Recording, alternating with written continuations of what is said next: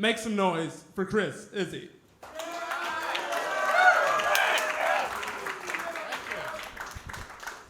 I know, I saw some of you guys' faces coming and you're like, wow, this guy looks like the world's most uncool youth pastor. Like, I get it. I don't make a good first impression. I get it. Like, I get that look a lot. I get that look because I'm from Southern Indiana. I'm the only comic that came up from Southern Indiana today. Some of you are like, ooh, this guy does not sound good now. But I love coming to Indy, though. I love coming up to Indy. But sometimes coming up to the big city, y'all do some stuff that freaks me out that I'm not prepared for.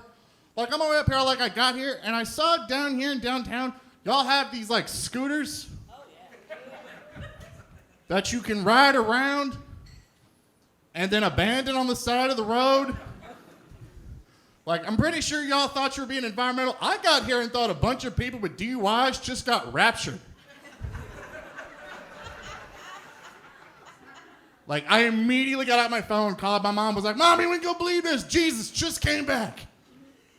Like, using my ancient hillbilly tracking skills, being like, I don't think it was that long ago either. Coors Light cans are still cold. Oh, man, driving is not easy. I was coming up like 465 and went up here. Like, driving up 465, like, made me feel like to get your driver's license in the state of Indiana, all you have to write in your test is, Jesus, take the wheel. Which is terrible driving advice, by the way. Yes, thank you. Someone understand. Y'all ever heard that song, Jesus, Take the Wheel? Scariest song I've ever heard in my life. It's about a single mom driving real late at night, ice on the roads, slips, throws her hands off the wheel. Like, I hear that song, I start screaming, no, 10-2. Pump the brakes. I know, pump the brakes, do something. Like, every time I hear the song, Jesus, Take the Wheel, I feel like it's my moral obligation to write a parody song called Satan Hit the E-Brake. Like, just do something. Like, just do something. Yeah. A little bit more about me. I just turned 35. I wasn't prepared for some of the stuff that happens when you start turning 35. Like, I was prepared for stuff like my back was hurting, getting up early, prepared for that. What I wasn't prepared for was like the scams you start getting in the mail. Other day in the mail, I got a free 30-day trial of life insurance. I'm going to say that for some of the younger people. Like, trial life insurance. Like, that's not something you try out. Like, it happens once and it works or it doesn't. That's like, imagine trying to go like a car salesman trying that out. Like, hey, if you buy this car today, you know what? For the first 30 days, you get the airbags for free. This is terrible. Like, I had to call this to see if this was real. Like, I had to call to see if trial life insurance was a thing. And I talked to the customer service rep, and I'm like, what is this? And she goes, Kris, what this is we give you free life insurance for 30 days so your wife has peace of mind.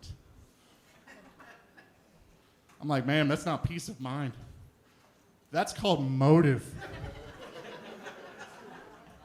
With a countdown.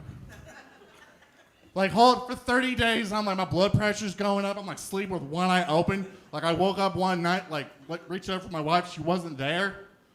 Found her in the living room watching true crime stories. Like, I always tell guys, like, they're always like, oh, I'm worried my wife is going to watch true crime stories and kill me. I always tell people, you don't need to be worried if she's watching true crime stories. You need to be worried if she's taking notes. Like, all of a sudden, your grocery list starts suspiciously getting kind of weird.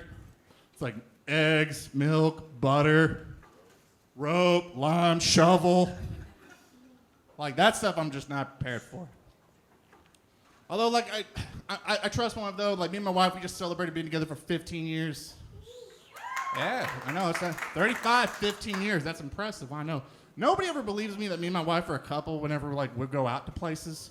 Because we dress radically different. Like, everywhere my wife goes, hair done up in an updo business suit, high heels, looking like she's getting ready to go to court. Look at me, guys. I'm in a graphic t-shirt, jeans, and sneakers. Also looking like I'm getting ready to go to court. People are like, wow, where is this courthouse here?